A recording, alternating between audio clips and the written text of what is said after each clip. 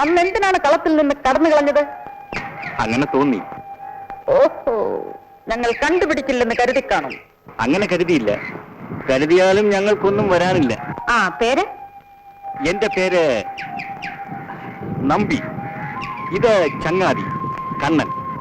അത് ഞങ്ങളുടെ സേവകൻ തിരുവടി. ഇത് ഞങ്ങളുടെ കുതിര. പേര് അടിമാലി. ശരിക്ക് കാണിക്കടാ. എവിടുന്ന് വരുന്നു? നാട്ടിൽ നിന്ന് കാളികാവിൽ വ്രതത്തിനെത്തി. ഊട്ടുപുരയിൽ കഴിഞ്ഞു. ഇവിടെ പിന്നെ അവരങ്കോട്ട കണ്ട് പോകാമെന്ന് വിചാരിച്ചു. നിങ്ങൾ? പുരളാതിരി നാട്ടിലെ രാജവംശത്തിലെ ഇളയ രാജാവ് ഞാൻ.